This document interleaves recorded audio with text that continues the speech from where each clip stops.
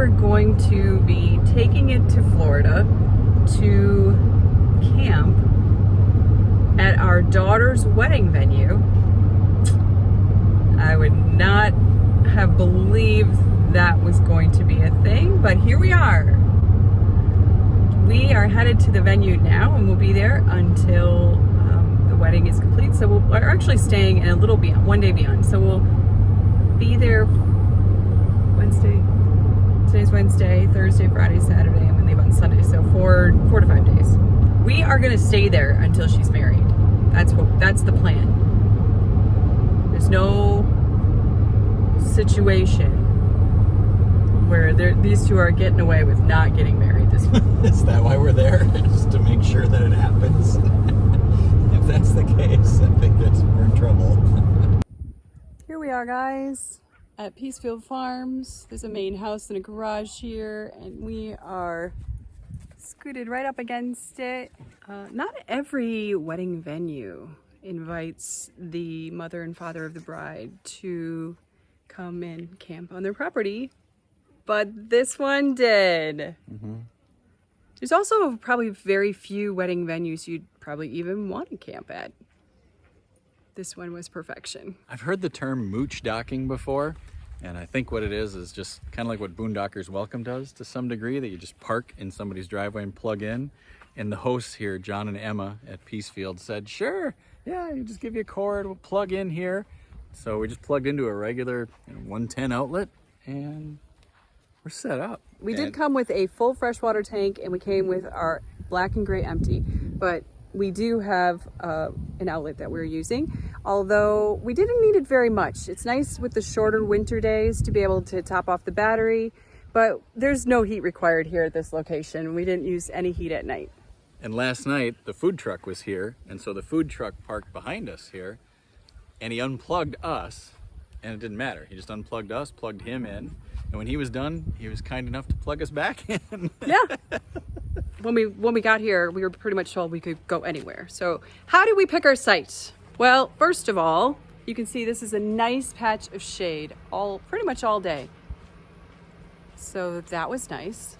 Second of all, you might be able to see our cord right here.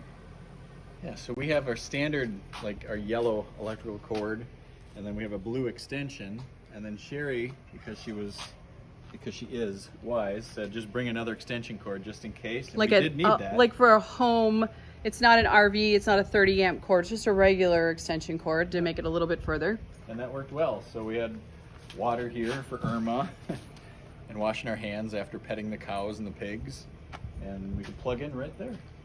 We also got perks of a Tesla experience. Yeah. Model 3, that Model 3 right there, I can put in some footage, but it's the beta full self-driving. And so John, the owner here at Peacefield, took us for a ride in it and showed us full self-driving, and I'll put in some clips because it's so good. I can't wait to have that in a car one day. One of those rare camping perks that you get. We've never had a Tesla as one of our amenities. We also have a washer and dryer access. They have an Airbnb on the back of this. Here, let's show it. Okay, so yes, this is a Peloton here. They have a full gym with the pull-up bars. They have a treadmill from the Peloton manufacturer. They have all sorts of equipment. The sound of this every morning was heavenly. Peaceful.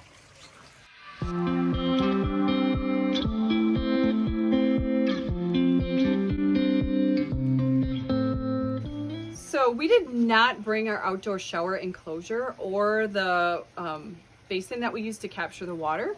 So we didn't really bring a shower option. We came like shortly before and figured we'd figure that out. But as we were talking to our daughter, there was one request for her wedding. She said, Mom, I think I want you to shower on my wedding day. So you need to come in our Airbnb and borrow our shower. So you shower. Treat yourself to a shower. She said, do it up big, Mom. That's what she said. Do it up big, Townsley. Hey, look at, he's got a little red. Is that a gecko? Here's a peek in.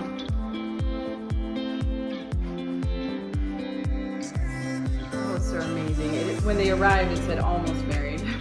So this is where we snuck into this little opening here.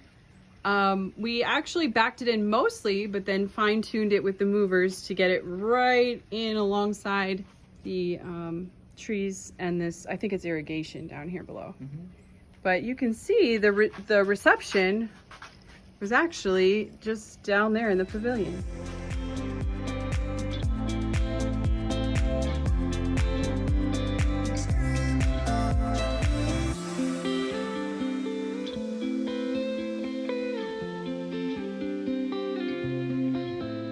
One other thing that made it super easy for choosing a spot here, and also very hard to decide, was that because the grounds are used for driving equipment all over them, we were able to drive our camper on any of the grounds here, and basically just had the freedom of wherever you go.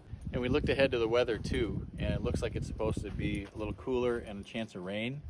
And just because we're in somebody's lawn, we thought maybe we'd get out today so we wouldn't leave tracks in the lawn, and also then we don't have to tear down or set up in the rain, which we'd prefer not to do if we can help it. So this is our view. Every morning, Charlotte the donkey, she takes care of the sheep. She would come to the fence and honk away at us. mostly at Sherri. We had a bond. A relationship with Charlotte. Charlotte's typically a little standoffish, we heard, but not with Sherri. For whatever reason, Sherri walked out into that pasture and Charlotte came right up on her hand like it was a dog walking at heel the whole time she was in the pasture. If you're not familiar with what a farm sanctuary is, typically they'll bring in animals that were otherwise destined to be murdered for food, to be killed for food. Cattle, there's chickens here, obviously pigs and sheep, and each one of them has a unique story of how they got here. And it's so cool. The farm sanctuaries are more available and more around than I had ever thought. And now that you know, you know. And to visit one of them, if you get the opportunity, this one's near Gainesville. It's called Peacefield Farms. And look them up, because farm sanctuaries do amazing work. And the amount of work that has to go into keeping these things up is incredible. And to watch the passion and the love for these animals and the love that these people have for people is inspiring. If there's a farm sanctuary near you, I encourage you to go. If you pet a pig, it will change the way you think about pigs. It's not a petting zoo, but you do often get the opportunities to interact with animals, and they do set up tours where you get to interact with the animals as they're willing. All of these animals here are so warm to people. It's unbelievable. Some are and some aren't, like Charlotte. She's a little standoffish from most people, but not around Sherri. And they just have the opportunity to choose whether or not they're going to interact. Yeah. But they almost all set up tours. So you just want to look at their websites first, find out how you can get a tour there. This is a 501c3 here, so they accept donations. Definitely check them out. This was an unforgettable week. Our daughter's married. Now both of our kids are married. That feels weird to say out loud. Thanks for coming along for the ride and checking this out. It was something we'll never do again. No, but it seems unlikely. Well, we'll stay at a sanctuary maybe again, but we'll never marry camp our daughter at a farm sanctuary. Yes. Seems unlikely. So thank you very much for watching. Like, comment, subscribe. Take care. Bye.